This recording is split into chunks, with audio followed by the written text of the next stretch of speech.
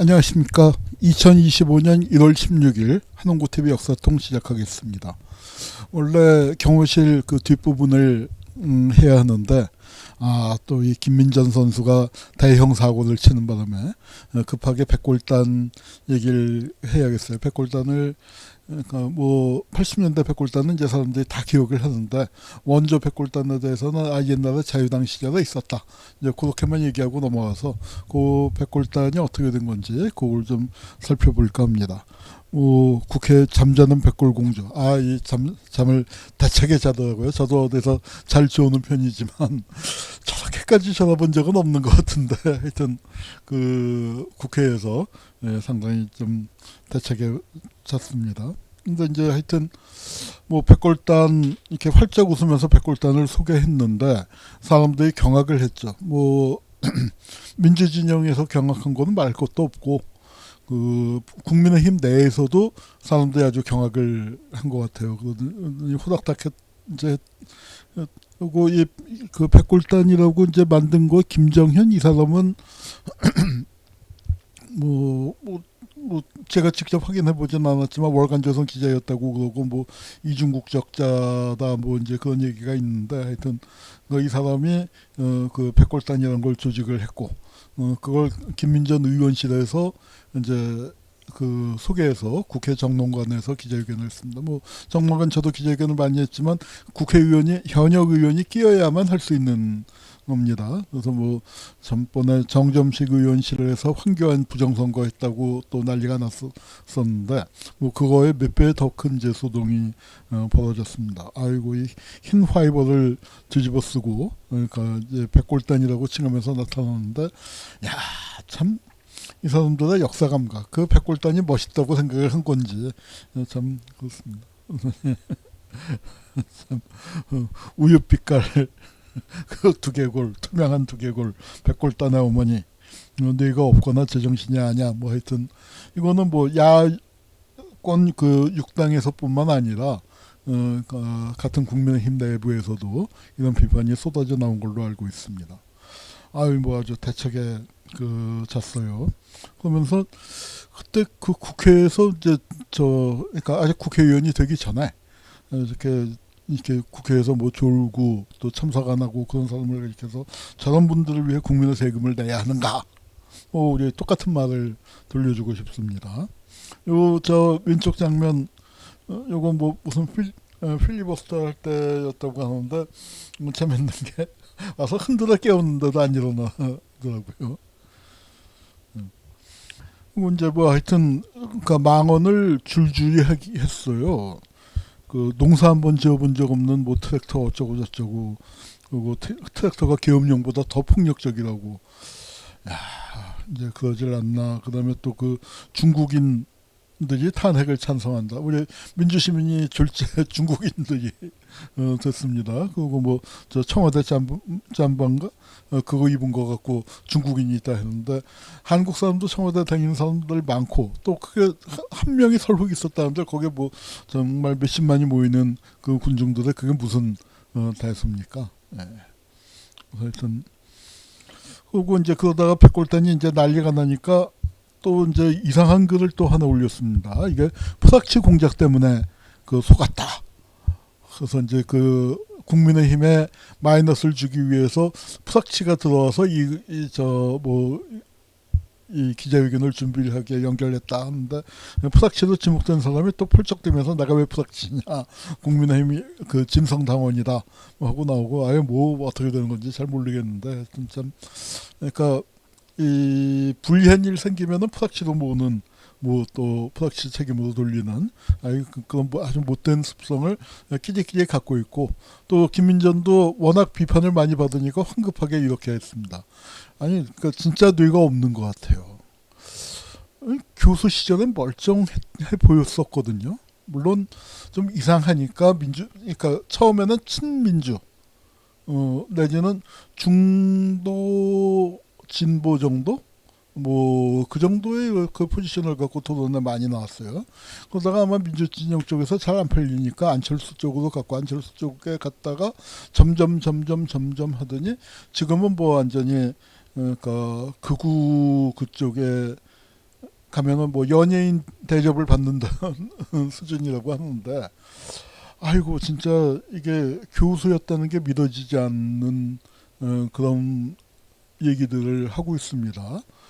과거에는 보면은 굉장히 좀 뭐랄까 그러니까 84학번이에요. 박정철 열사하고 동기로였고, 그때 이제 졸업적 문제가 되면서 서울대 여학생이 많이 늘어나긴 했지만 그래도 굉장히 좀 아직 여전히 소수였기 때문에 굉장히 좀 신경 쓰고 조심하고 뭐 아주 긴장된 생활을 했었다 이제 해서 그렇겠구나 이제 했고, 뭐 하여튼 토론에 나와서도 그러니까 뭐 다 기억을 할 수 없지만 뭐 덜어 맞는 얘기도 하고 약간 갸우뚱하는 얘기도 있었던 것 같긴 하지만 대체적으로 그래도 상식적인 얘기를 했던 걸로 기억을 하는데, 하여튼 한국 정치판이라는 게 참 묘합니다. 멀쩡한 사람 들어가서 아주 깡통으로 찌그러져서 나오는데, 이번에는 그래도 민주당이 좀 이 계엄령만 막는 데서 역할들을 많이 해서 사람들이 좀 점수를 주고 있는데, 국민의힘 쪽으로 들어간 사람들을, 멀쩡했던 사람들이 뭐 아주 형편없이 망가지는데 참 감당이 안 되는 수준이죠. 그리고 이제 하여튼 김웅이라고 있죠, 검사 출신인데 망해가는 당에 죽으라고 하는 거 잠만 잤으면 좋겠다. 잠만 잤으면 좋겠다라고 이제 뭐 지지층에서조차 이제 똥볼 쳤다 하고, 인터뷰 이렇게 이제 옛날 한 거 보니까 정치 절대로 안 한다. 뭐 이제 그렇게 얘기하더니 사실 폴리페서 격이었죠.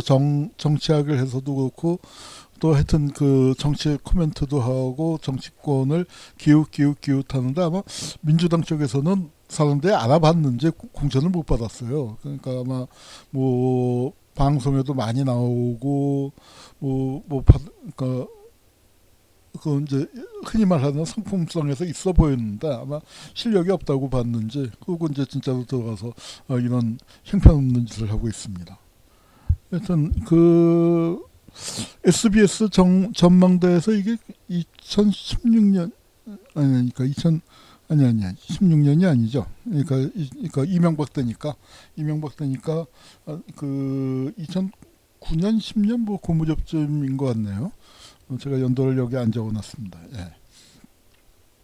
SBS 대통령과의 원탁 대화에서 좀 그러니까 비판적인 질문을 몇 개를 했나 봐요. 그 바람에 SBS 전망대에서 하차하고, 그러니까 이때만 하더라도 좀 뭐 친민주 진영적인 그런 입장이었던 것 같은데, 보상을 못 받았다고 생각했는지 그쪽으로 가버렸습니다. 자, 그래서 이제 백골단을 했는데, 백골단 하면은 사람들이 몸서리 쳐지는 악몽이 있죠. 우선 제일 먼저 떠올릴 수 있는 게 강경대. 사실 강경대는 아니 뭐 이게 약간 다른데, 그러니까 백골단은 형사들이에요. 형사들인데 일부 전경들도 체포적으로 운영을 했습니다. 그런데 이제 그 전경으로만 구성된 팀에 의해서 이제 저 강경대는 살해당한 것 같은데, 뭐 그건 엄격히 얘기할 때 이제 그렇다는 얘기고, 그 큰 범죄에서 볼 때 백골단이라고 얘기되는 체포조 그쪽에 의해서 이제 살해당한 거죠. 명지대생이었고, 제가 명지고등학교를 나왔기 때문에 그 명지대 담장을 잘 아는데, 이 철창을 잡고 담을 넘어서 들어가려는 걸 뒤에서 이제 저 쇠파이프로 가격을 해갖고 이제 참 불행한 일이 벌어졌습니다. 이제 그렇게 되니까 이 김민전 얘기가 나오니까 저 강경대 아버님께서 그러니까 제일 분노하셔서, 우리 경대가 백골단한테 죽었는데 또 백골단을 만든다니 이게 말이 되느냐 이제 하고 당연히 격한 반응을 보이실 수밖에 없죠.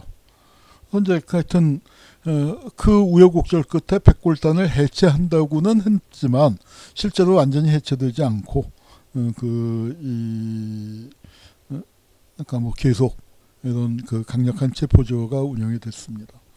백골단에서 이제 또 우리가 기억나는 사례로는 이거 정말 끔찍한 일인데요.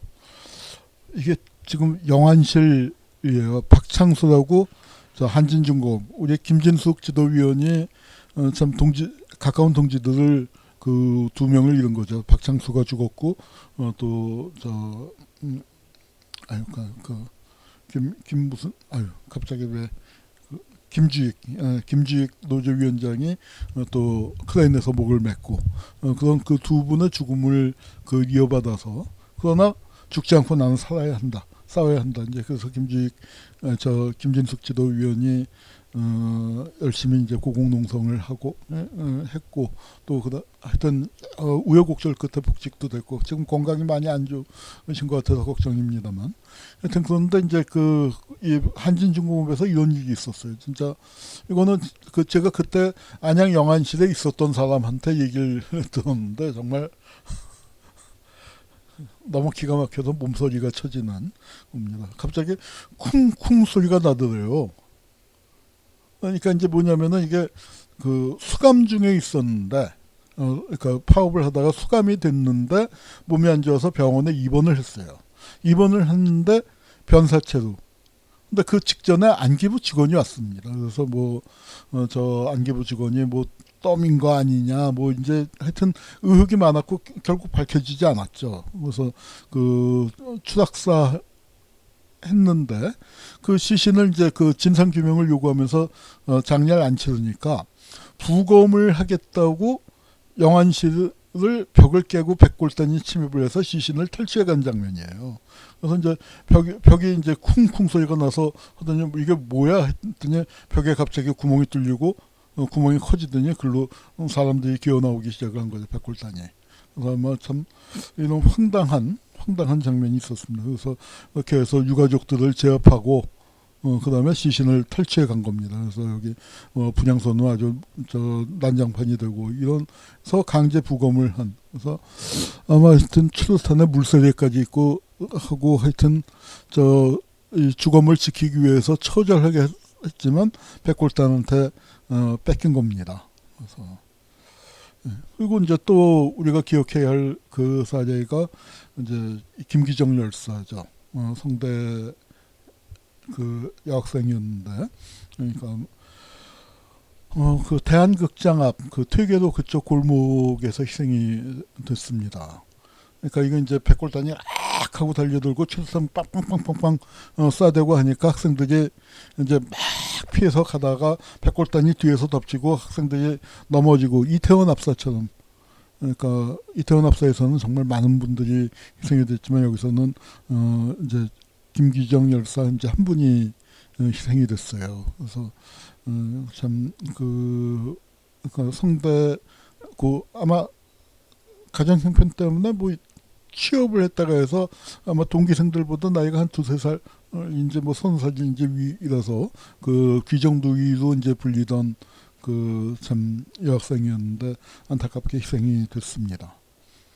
그래서 이제 하여튼 그때 무차별 최루탄 발사 순간 수사장이 됐고 최루탄 때문에 이제 쫙 이 피해 가는데 거기서 사람이 죽었다, 여학생이 죽었다 이제 해서 하여튼 참 불행한 일이 벌어졌죠. 그래서 강경 진압에 이제 참극으로 또 이게 91년도에 강경대에 이어서 하여튼 분신에 김기정 열사까지 이제 이런 일들이 연이어 벌어졌습니다. 백골단 이게 상징적인 사진이죠. 아주 정말 킥을 그대로 날리는 거고. 그러니까 백골단이라는 게 뭐냐면 체포조예요. 여러 가지 이제 얘기가 많지만 불량배를 동원했다 했는데 불량배들이 섞여 있을 수 있는데 뭐냐면 경찰로 정식 채용을 한 겁니다. 일부에서는 삼천교육대 출신들이 많다 했는데 그거는 잘 모르겠어요. 삼천교육대 출신들은 잘 안 뽑았을 것 같은데 그거는 정확히는 모르겠습니다. 근데 어쨌거나 무술 유단자들 중심으로 해서 86년도에 경찰을 확 늘려요. 경찰은 80년대 지속적으로 늘어났지만 무술 경관으로 체포조, 그러니까 시위를 할 때 분산 해산시키는 거, 시위를 경비하고 막는 거, 그게 있지만 가장 강력한 게 체포조가 있거든요. 그래서 이제 가장 강력한 방식인데 체포조이다 보니까 다른 장비, 이제 전경들 보면은 방패도 있고 하는데 이제 방패는 들고 나올 때도 있고 안 들고 나올 때도 있는데 보통 이제 안 들고 나올 때가 많았던 걸로 기억을 해요. 그리고 여기 옆에다가는 백을 하나 여기 이제 띠로 둘른 게 있죠. 거기에다 사과탄을 넣어 갖고 다닙니다. 자료를 보니까 전원이 다 사과탄을 넣은 게 아니고 그 일개 이제 저 중대에서 보면은 뭐 한 20몇 명 한 걸로 기록에는 나오는데 제 기억에는 다들 사과탄 주머니를 찾던 것 같은데 하여튼 그렇습니다. 그리고 하이바를 썼는데 하이바는 은색 하이바 하얀색보다는 은색이 많았던 것 같아요. 제 기억에. 근데 하여튼 우리가 그걸 백골단이라고 불렀습니다. 그래서 가죽 장갑에 뭐 방패는 그러니까 정경들이 쓰는 큰 방패보다는 좀 작은 방패였던 것 같고요. 그리고 청자켓을 주로 입었습니다. 청자켓은 이게 관에서 지급한 건 아니고 개인이 사지 않았나 싶은데 모르겠습니다. 그거는 하여튼 그래서 하얀 운동화에 청자켓에 이 또 헬멧 그 은색 헬멧을 쓴 그 모습입니다. 그래서 여기 예. 그래서 이제 뭐 무시무시하죠. 여기 보면은 다들 그 사고탄 가방을 메고 있네요. 하여튼 좀 살벌해요. 다제는 각반을 찼습니다. 왜냐면은 그 짱돌 같은 거 튀어서 그 많이 맞고 그 부상을 많이 당하는 부위이기도 하죠, 경찰들이. 그래서 예. 그래서 이게 뜨면은 진짜 살벌하고 여러분들 딱 서 있다가 이제 잡으러 나갈 때 악 하고 고함을 치면서 오는데 아유 뭐 진짜 옛날 이제 한번 그 술자리에서 이 백골단의 추억이랄까요? 그 트라우마에 대해서 얘기를 하는데 막 그 눈물이 여학생들 같은 경우에 여학생 아니죠. 이제 그때 세월이 한참 지났으니까 다 학교 선생님인데 눈물이 글썽글썽하고 자기는 참 그 여학생으로서 이제 말하기 좀 창피한 일일 수도 있지만 뭐 오줌을 지지기도 했다. 너무 무섭고 공포스러웠다. 그런 얘기들을 많이 나눴습니다. 그 기억들을 다 갖고 있을 텐데 84학번이면 당연히 갖고 있을 텐데 백골단을 소개한다는 게 참 아무리 사람이 바뀌어도 그렇지 생각이 바뀔 수 있어요. 진보였다 보수될 수 있습니다. 뭐 그거는 탓하고 싶지 않아요. 생각이 바뀌는 거 어떻게 하겠습니까? 그러나 넘지 말아야 할 선이 있는 거죠. 지켜야 할 자기의 마지막 뭔가는 있어야 하는데 그런 걸 내버리는 사람들이 한국 정치에 너무 많고 물론 진보에서도 참 그 상정하기 싫은 사람들 많이 있습니다만 여기 이제 진보연 하다가 보수 쪽으로 넘어간 사람들 그러니까 감당이 안 되네요. 감당이. 이 백골단의 어떤 폭력 그리고 이제 이렇게 사지를 들고 잡아갑니다. 요거는 백골단이 아니고 그냥 형사기동대 아저씨들. 그리고 요게 이제 백골단이죠. 그래서 이제 이건 이제 완전 제 옆에서 한 명이 끌고 가는 거고 이건 4인 1조로 이제 끌고 가는 겁니다. 그래서 이 백골단이란 건 그 시위 대우를 흩뜨리고 주동자를 연행하는 방식으로 91년 현재 63개 중대 7,500명이었고 그 기동대와 정경대가 그 중에서 사복체포자 백골단이 3,000명 정도로 이제 추산이 됐다. 그렇게 나오고 있습니다. 그래서 형사 기동대로 만들어졌는데, 그러니까 이제 뭐 처음에 만들 때는 강력범 그 중심 전담을 한다라고 했지만 이 사실은 시위 진압이 컸습니다. 그래서 502 만들어낸 정권의 파수꾼. 그리고 여기서는 이제 아마 89년 거고 91년을 거치면서 3,000명 수준으로 들어간 것 같고 여기서는 91년 한겨레신문 기사에서는 1,850명 정도로 나옵니다. 그래서 이제 그 정규 경찰관으로 이제 전경하고 형사기동대원으로 됐는데 이번에도 지금 그 55경비단 뭐 이제 그런 쪽에 33 그 군사경찰은 주로 이제 부사관들이고 55경비단은 병들이 있으니까 병들 이제 지금 부모들이 거기 애들 그 내보내서 세우는 거에 대해서 그러니까 굉장히 걱정을 많이 하고 국방부에서도 참 잘한 것 같아요. 동원하지 마라. 경호처에다가 그 파견 나가 있는 데다가 협조 거기 나가지 말라 이제 그렇게 지시를 했는데, 아무래도 전경은 병이 그때 이제 뭐 참 전환 근무라는 이상한 말을 만들어서, 그러니까 이 군에 입대한 애들을 치안으로 돌린 거죠. 그래서 이제 그렇게 했는데, 걔네들은 여기서 되게 소극적이었단 말이에요. 그 왜냐면 저 대학생들이 전경 애들 중에는 대학 다니다 온 애들도 있고 같은 또래 친구들이고, 그러다 보니까 이제 뭐 길을 쓰고 잡으려고 안 했는데, 뭐 또 일부에는 길을 쓰고 잡는 애들도 있었죠. 그리고 이 여기가 경무의 처우가 좋지 않았대요.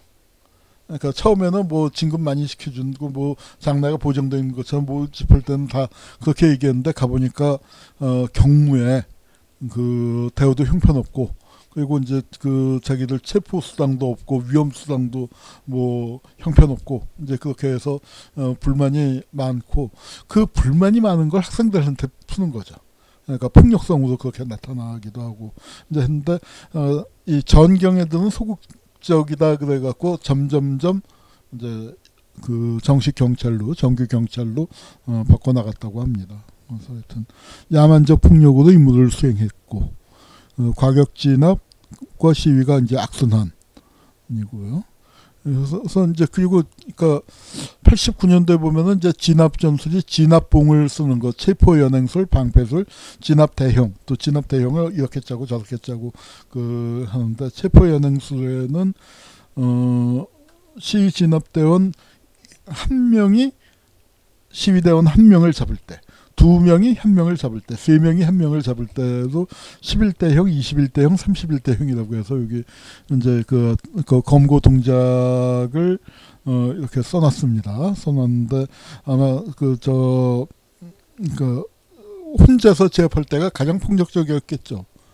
네 명이면 세 명이 붙으면 우선 웬만한 사람 힘으로 안 되니까 양쪽에서 겨드랑이 끼고 뒤에서 혁대 잡아버리면 힘을 못 쓰죠. 다들 이제 뭐 하여튼 이렇게 나와 있습니다. 이게 이제 아마 발대식이고, 기동경찰 그 차 소형 마이크로포스를 하고, 그래서 아마 그러니까 기동경찰대를 만들 때 뭐 예산, 인력뿐만 아니라 예산도 많이 지원이 됐습니다. 원조 백골단에 대해서 이제 한번 살펴보겠습니다. 원조 백골단은 언제 였냐면 52년도예요. 52년이 뭐냐? 이승만이 48년도에 대통령이 당선됐고 임기가 4년입니다. 그래서 52년 7월 달에 임기가 끝나는 거예요. 그러니까 이제 그걸 앞두고서 개헌을 바라는 거죠. 왜냐하면 국회에서 대통령을 선출하는데, 2대 국회에서 이승만 세력이 참패를 했거든요. 그러니까 몇십 명 안 됐습니다. 그래서 형편없는 여소야대였어요. 그러니까 이제 국회에서 당선될 가능성이 없었던 거죠. 이승만을 영감을 뽑아놨더니 영감이 너무 독주를 한다. 그래서 국회의원들이 입이 다 나와 있었거든요. 그러니까 이제 국회에서 선출을 하면은 당연히 안 되게 돼 있으니까 직선제 개헌을 했는데, 직선제 개헌에서 정말 말도 안 되는 참패를 한 거예요. 143대 9. 143, 19 아니었나? 잠깐만요. 143대 19. 여기 큰 글씨는 잘못된 거네요. 9가 아니고 143대 19. 그러니까 대통령을 지지하는 의원이 뭐 200명 조금 안 되는 데서 그러니까 19명밖에 안 됐다. 그러니까 이건 정부 여당에서도 깜짝 놀랐는데, 왜냐하면 여권이라고 생각한 국회의원들도 대통령을 뽑는 게 권한 아니에요. 그러니까 공천에 목을 매다는 게 아니라 우리가 대통령을 뽑는다. 그 권한을 놓기가 싫었던 거예요. 그러니까 친여 의원이 19명밖에 안 된 건 아닌데, 그렇게 되니까 이제 이승만도 깜짝 놀라고, 하여튼 이 직선제 개헌안이 가결될 거라고 생각하고 낸 건 아니었던 것 같아요. 그래서 부결될 거라고 생각을 했지만 143대 19라는 뭐 7배 차이가 난 거 아닙니까? 7배. 그래서 이렇게 압도적으로 질 줄은 몰랐다. 이제 이렇게 깨지고 난 다음에 이승만이 국회를 공격하는 겁니다. 어떻게 공격을 하느냐? 이게 이제 벽보를 붙여요.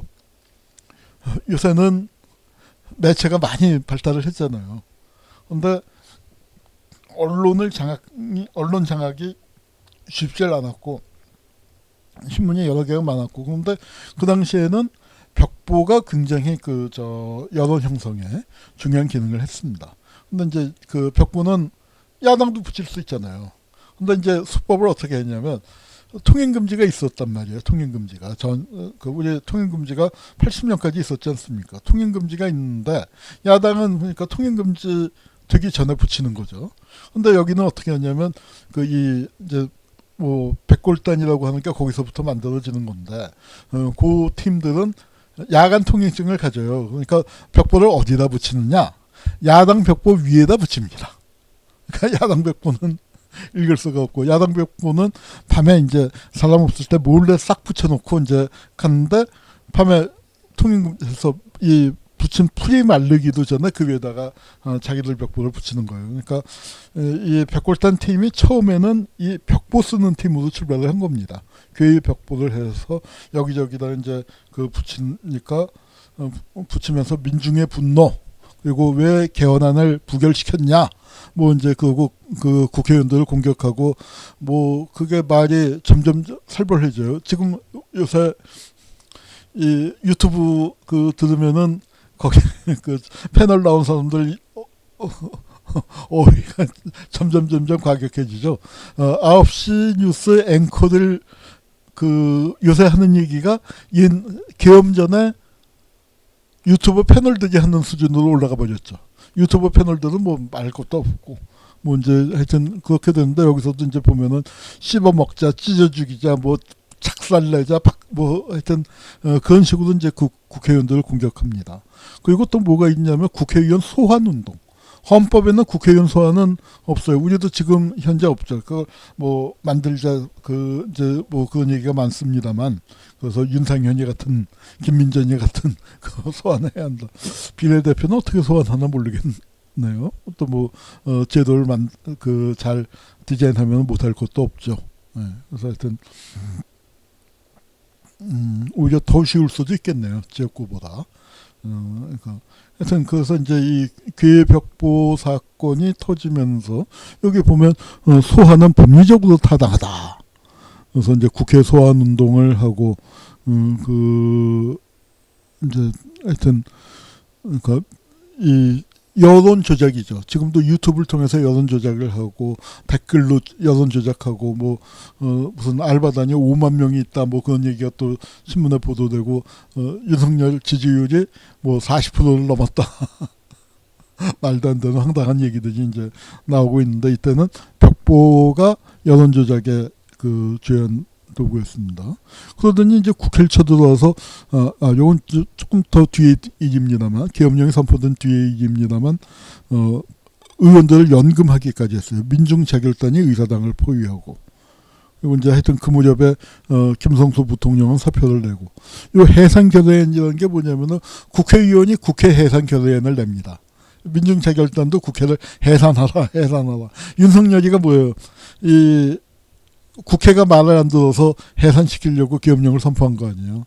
근데 이승만은 이때 계엄령을 선포했습니다. 그리고 계엄령이 잘 가고 있어요.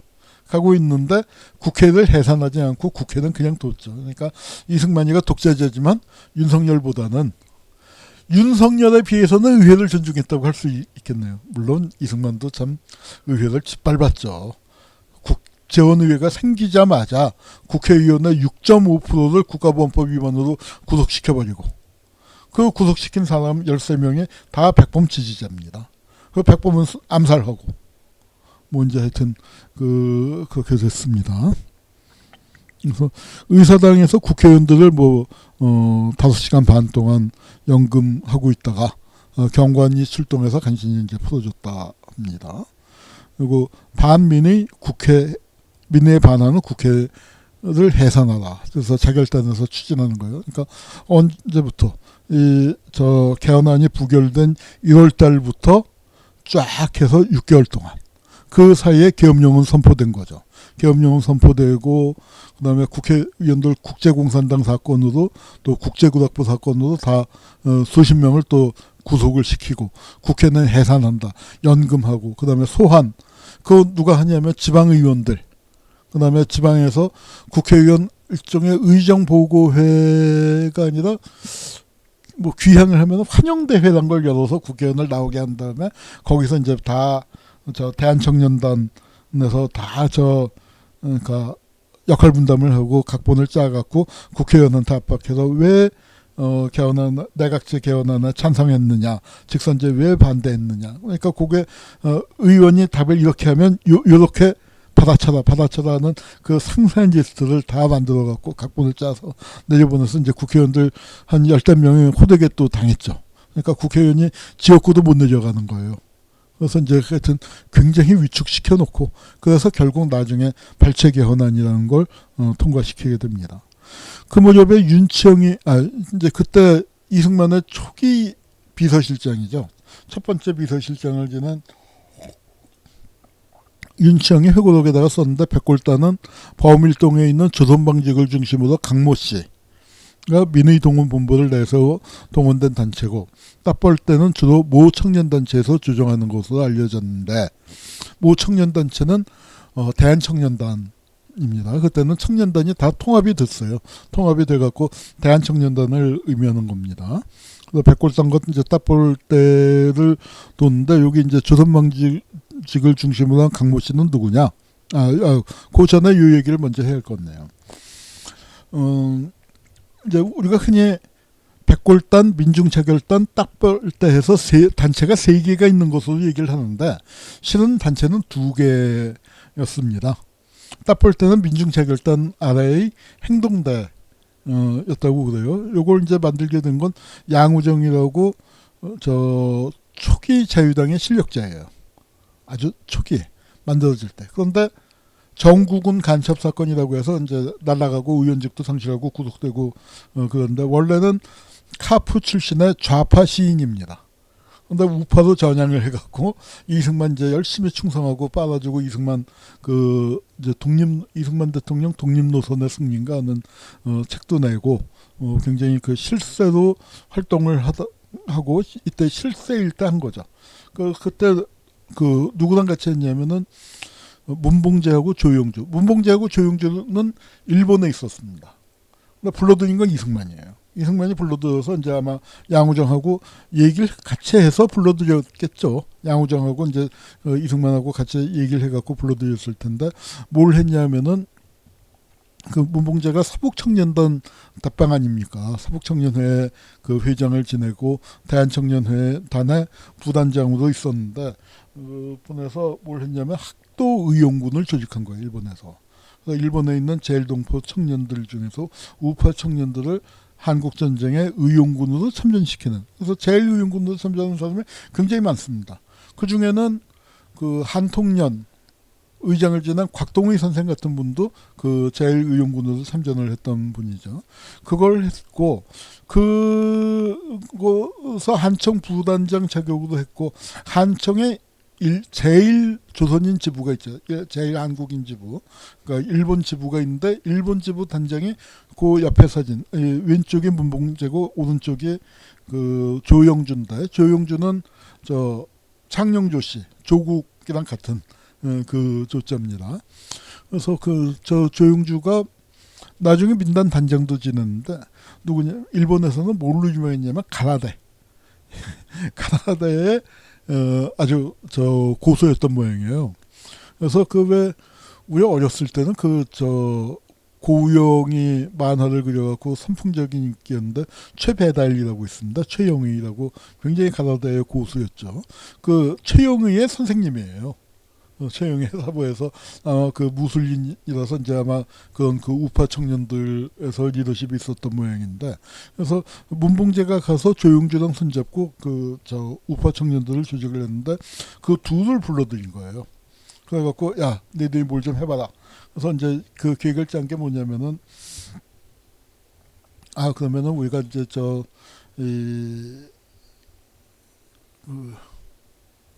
그러니까 벽보를 써서 붙이자.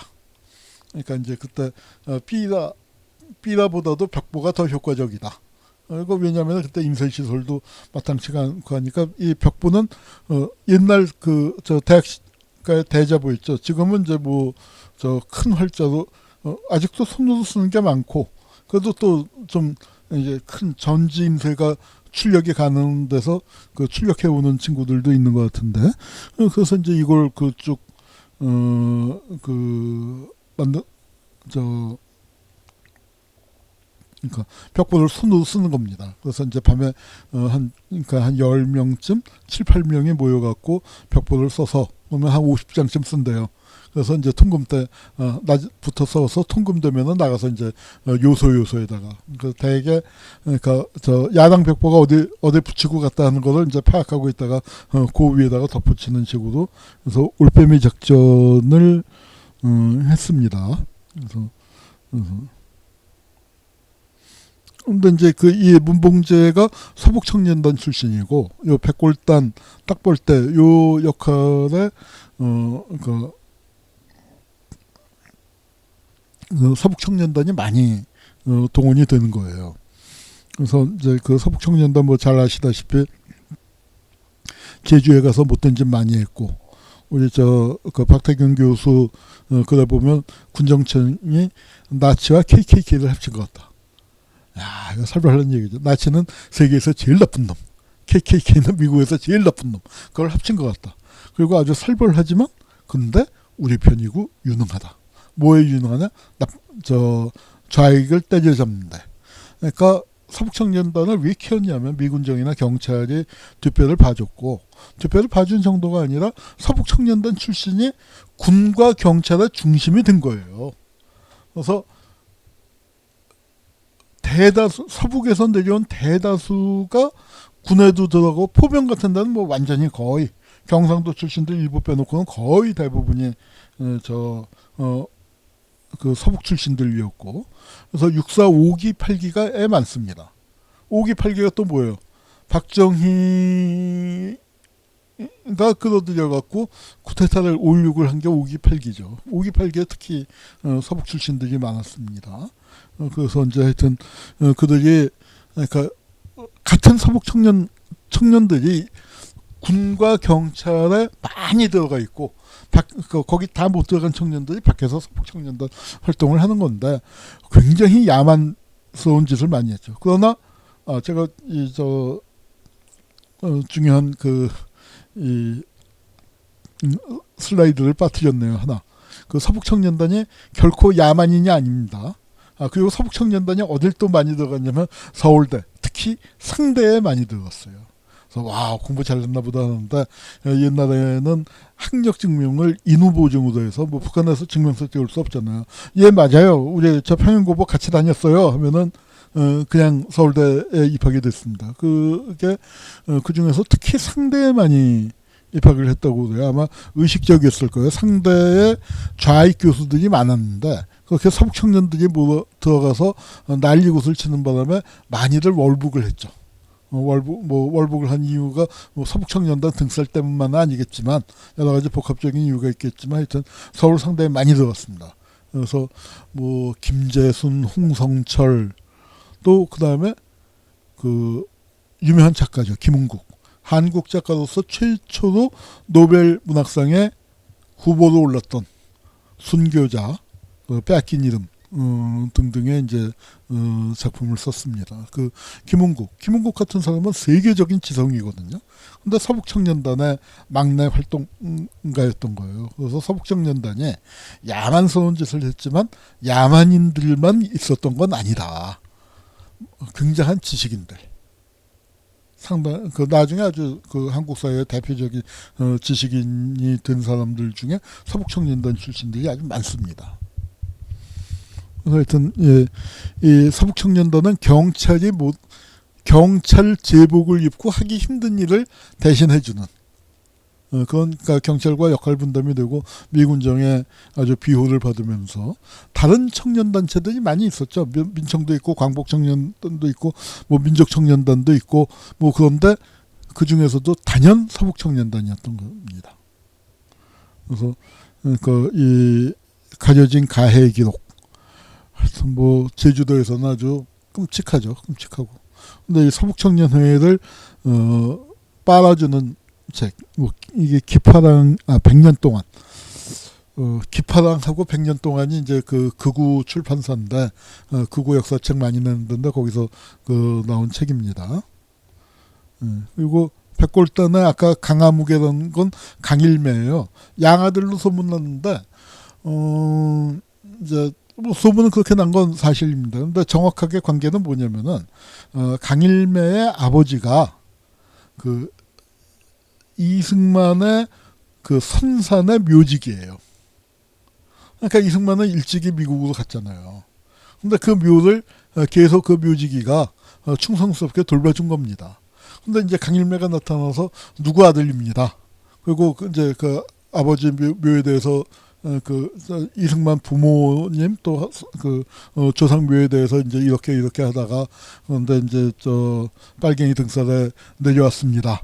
라고 하니까 이승만이 눈물을 흘리면서 이제 정말 손을 꼭 잡고 하고 그래서 뭘 줬냐면은 김지태라고 자유당 의원이 그 왜 불장학회 사건의 그 김지태 그 김지태가 경영하던 조선방직을 뺏어서 강일매한테 준 거예요.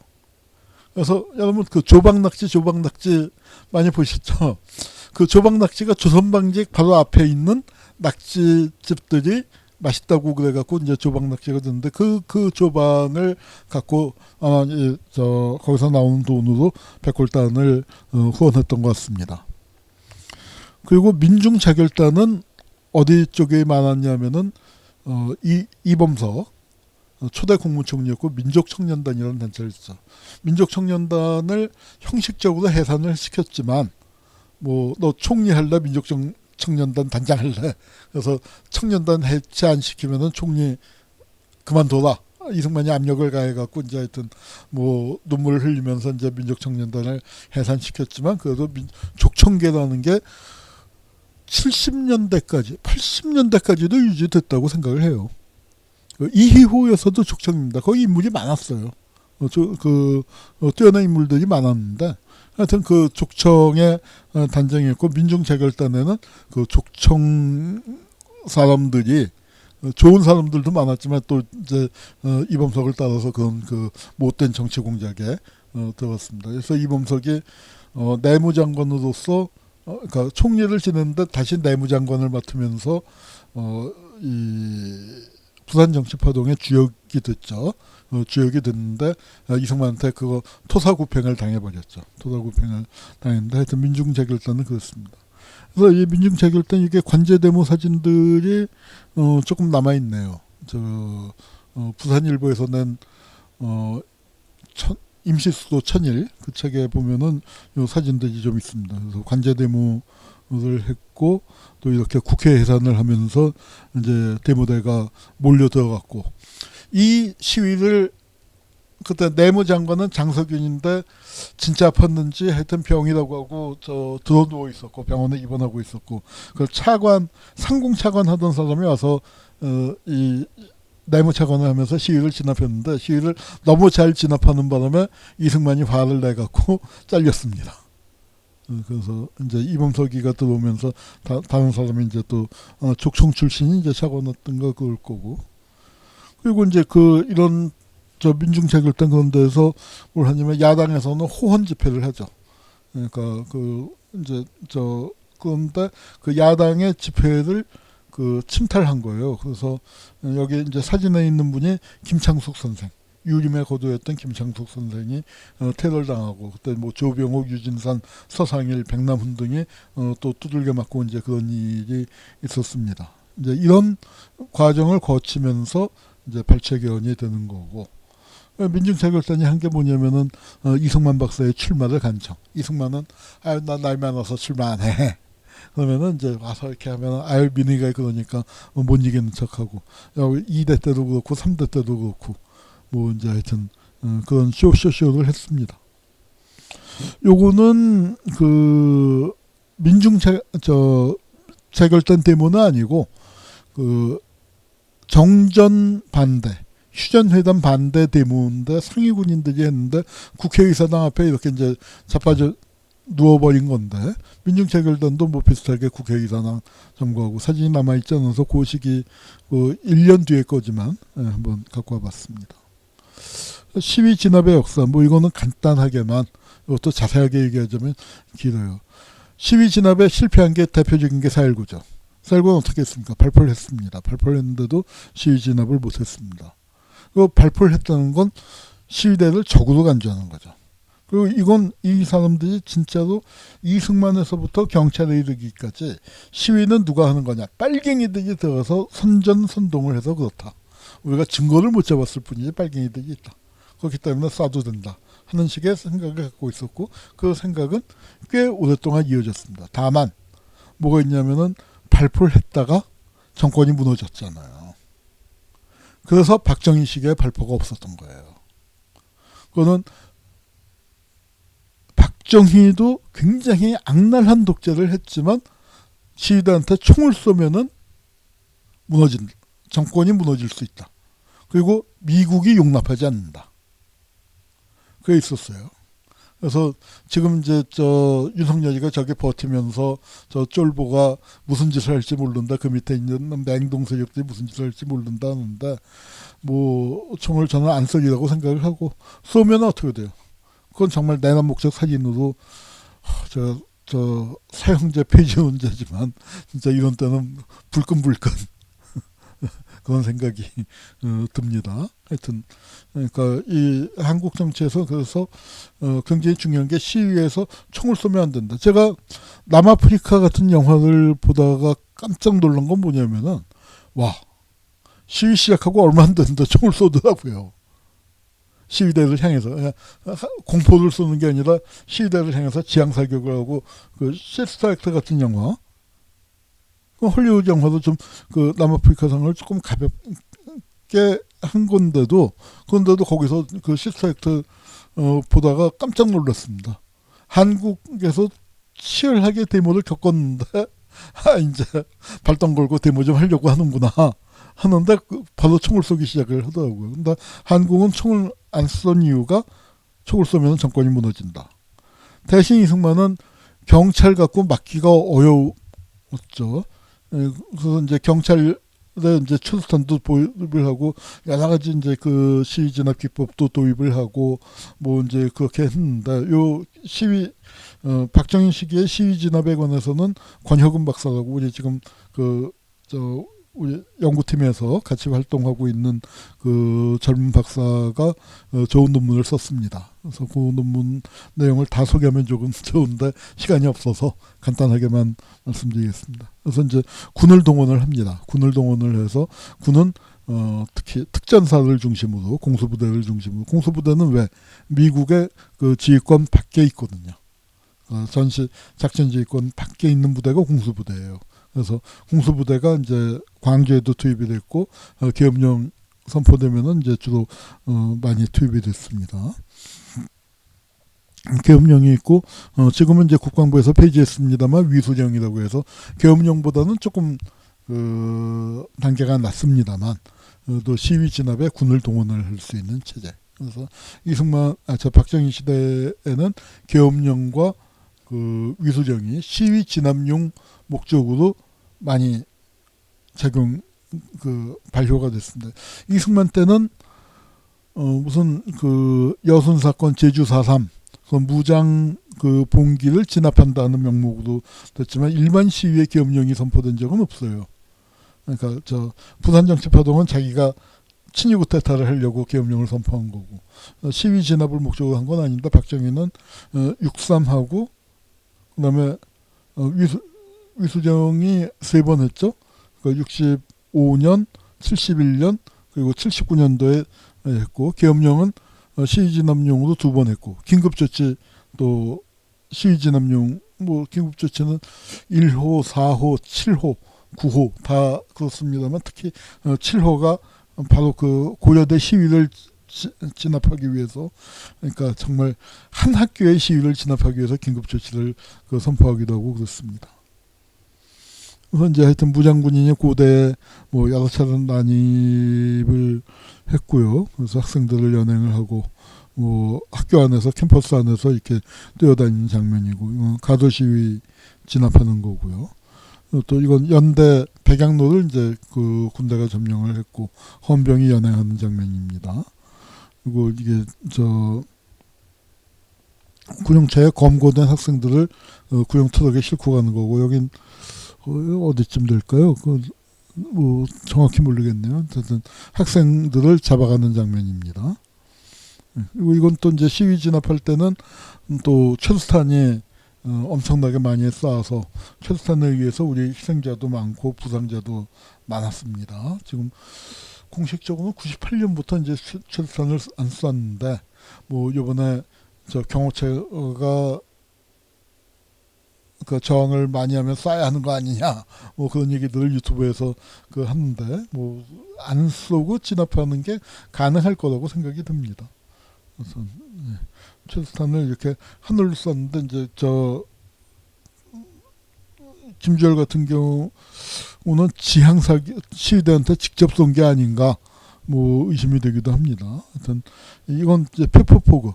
일반 최루탄은 연기가 이렇게까지 많이 나진 않는데 페퍼포그가 연기가 엄청나죠. 그래서 이제 정말 앞이 안 보일 정도로. 근데 독성이나 그 가스에 독한 걸로 치면은 페퍼포그는 조금 지나면은 견딜만 해요. 근데 최루탄 이렇게 총으로 빵 쏴서 하는 건 훨씬 더 지독하죠. 최루탄의 대표적인 희생자, 뭐 김주열과 이한열, 그러니까 4.19의 희생자 김주열, 그리고 그러니까 4.19가 아니라 3.15 부정선거죠. 크게 볼 땐 4.19고, 6월 항쟁 때 이한열, 이렇게 최루탄 희생자입니다. 요거는 아마 연세대 사건 때인 것 같아요.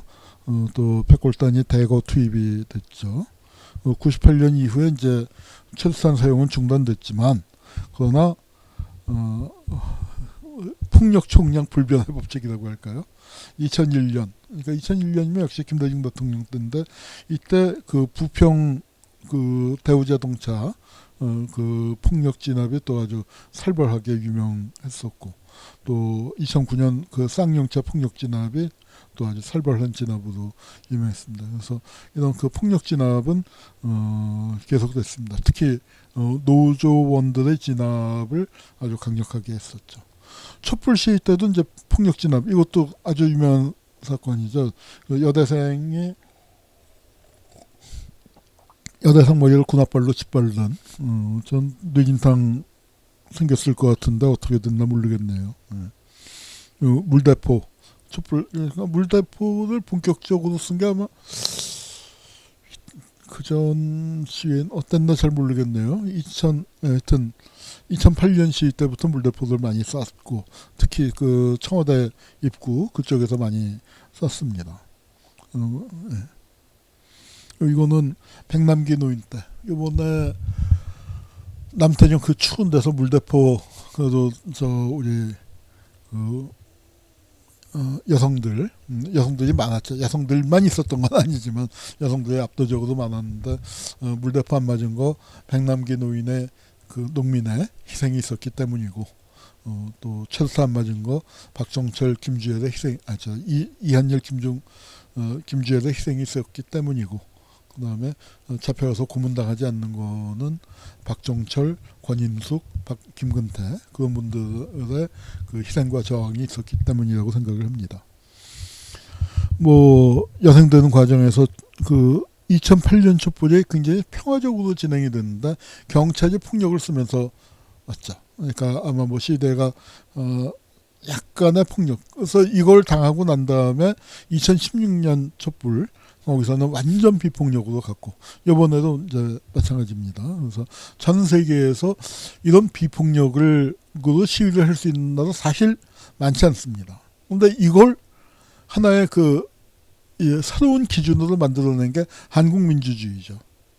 이건 어떻게 됐습니까? 그야말로 죽은 자들이 산 자를 도왔기 때문에 이런 게 가능해진 겁니다. 여기 이제 당한 사람이 누구냐면 이하경, 지금 국회 부의장이죠. 이하경 부의장인데, 그때 눕자단이라는 걸 만들었어요. 그러니까 경찰 폭력 앞에 우리가 그냥 누워서, 연와 시위라고, 연저 시위는 앉아서 하는 거고 연화 시위. 그래서 눕자단이라는 걸 만들었는데 이렇게 밟고 가버린 겁니다. 그래서 이하경 의원이 그때 양팔이 부러졌던 걸로 기억을 해요. 그래서 고생을 하셨습니다. 그리고 이제 세월호 사건을 거치면서 서북청년단이 부활을 했는데 우리 이 뭡니까 백골단이 2024년이라면 2014년도에 서북청년단이 부활을 했습니다. 재건 서북청년단이 만들어졌어요. 이제 서북청년회가 혼용이 되고 있죠. 뭐 혼용할 수밖에 없다고 생각하는데 정식 명칭은 서북청년회였습니다. 그러다가 그게 이제 청년단으로 통합이 된 거죠. 대한청년단으로 통합이 됐는데 하여튼 뭐 그건 사람들이 이제 일상적으로는 서북청년단이라는 말을 서북청년회보다 더 많이 쓰질 않나 싶네요. 하여튼 그렇고요. 세월호 사건 전이에요. 2009년도에 그러니까 아마 이명박 정권이 들어서고 그러니까 뉴라이트들 나오면서 2004년부터 나왔죠. 그러면서 이제 아마 이제 아스팔트 우파들의 어떤 행동대가 이렇게 이제 자기들 이상한 군복을 맞춰 입고 하면서 자기들끼리 서북청년단 그걸 좋은 거라고 모범이라고 모델이라고 생각하는 모양이에요. 백골단이나 서북청년단에. 그러니까 이름을 그렇게 붙이죠. 그리고 해병대 출신 보수단체가 모여서 이제 법적 처벌도 감수하겠다 하고 만들었고 여기 백골을 그려놨잖아요. 해골. 이게 서북청년회 때는 백골이 없었어요. 근데 백골단 때 만든 거랍니다. 우리가 그 벽보를 쓰는데 벽보에다가 뭐라고 이름을 붙일까? 내가 해골단이라고 하자. 해골을 그려넣기 시작을 했고 해골단이라고 붙이다가 해골단보다는 백골단이 낫다.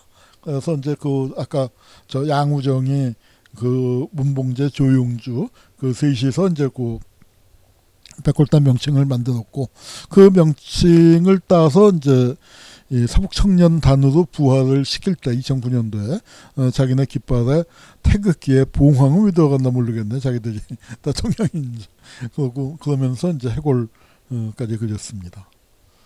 극우단체가 세월호 리봉 철거를 시도했고 그 앞에 와서 또 이제 폭식투쟁 단식하고 있는 부모님들 앞에서 폭식투쟁도 하고 또 엄마부대 지금도 나와서 설치네요. 지금은 이제 엄마 부대가 아니라 이제 할매 부대가 됐을 것 같은데 나이도 치면은 하여튼 지금도 설치고 있습니다. 예. 그래서 서북청년회 이제 책자도 있고 그래요. 서북청년회가 최근에 뉴스를 보니까 제주 4.3 기념장에 가서 또 난동을 폈던 것 같아요. 그리고 그 서북청년단 재건준비위원회에서는 또 뭐라고 했냐면 안두희가 서북청년단원이었거든요. 상당 본부 총무부장이었습니다. 그러니까 굉장히 서북청년회의 핵심이었는데 안두희가 김구를 처단했다는 거예요. 처단한 것이 의거다. 그러니까 의거를 한 사람은 뭐예요? 안두희 의사라는 거죠. 그리고 실제로 김창룡이가 안두희를 만난 다음에 안의사 수고했어라고 인사했다는 거 아닙니까? 안두희가 92년도에 자랑을 했죠. 안의사 수고했어. 그러니까 이 서북청년단이라는 곳이 이런 곳입니다. 우리 지금 아마 이 쿠데타가 계엄 친위 쿠데타 내란이 일어난 걸 보면서 많은 사람들이 반민특위가 실패했다 하는데 제가 볼 때 이제 그게 같은 사건이죠. 반민특위 국회 포닥치 사건 백범암살인데 사실 그 당시에 정치적인 비중으로 보면 지금 이제 돌이켜서 반민특위 얘기를 많이 하지만 백범암살과 국회 포닥치 사건이 굉장히 중요한 사건입니다. 그 사건들을 거기서 우리가 당했기 때문에 지금이 이렇게 된 거죠. 그래서 잘못 끼워진 그 역사의 단추를 바로잡자. 저는 그런 의미에서 제가 이제 했었던 건 반헌법 행위자 열전. 반헌법 행위자 열전 저희가 준비를 해서 출범을 할 때가 마침 10월 15일 그 무렵쯤이었는데 그게 국회에서 반민특위를 결성한 날로 했습니다. 그래서 현대판 반민특위인 셈이죠. 반헌법 행위자 열전.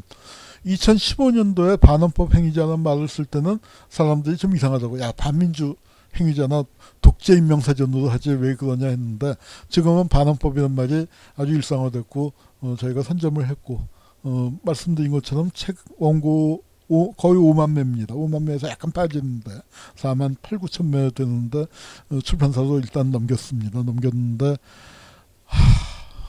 5만 매 넘길 것 같아요. 왜? 윤석열이가 사고 치는 바람에 이건 뭐 별책 부록이라도 만들어야 할 판입니다. 그래서 하여튼 그렇게 됐고요. 오늘은 이제 제가 1월 16일에 좀 일이 생기는 바람에 녹화로 해서 여러분들 댓글을 보고 거기에다 이제 답하고 인사하고 하지는 못할 것 같습니다. 늘 부탁드리는 말씀이지만 반헌법 행위자의 열전, 지금 이제 이 반헌법을 징치해야 하는 시대입니다. 내란을 평정해야 하는, 진압해야 하는 시기입니다. 이 특별한 시기에 반헌법 행위자 열전 편찬 작업을 좀 각별하게 후원해 주시길 부탁드리고요. 후원해 주신 분들께는 제가 쓴 책 한 권씩 사인해서 보내드리겠습니다. 오늘 이 김민전의 백골단을 갖고 했는데 참 가슴이 아파요. 우파가 좀 제대로 돼야 진보도 이런 애들 진압하지 않고, 진보도 긴장감을 갖고 민중들에게 더 좋은 프로그램을 개발하고 해야 하는데, 우파가 너무 찌질하니까 진보도 발전을 못합니다. 한국 사회에 건강한 우파가 나와야 하는데, 아이고, 이 서북청년단이나 백골단을 모델로 생각하고 전광훈이가 국민의힘을 접수해버리는 그런 비극이 생겼네요. 그러니까 하여튼 이 보수 진영이 정말 대우각성을 할 필요가 있다고 생각을 합니다. 예, 오늘 방송은 여기까지입니다. 자, 다음 주에 뵙겠습니다. 안녕히 계십시오.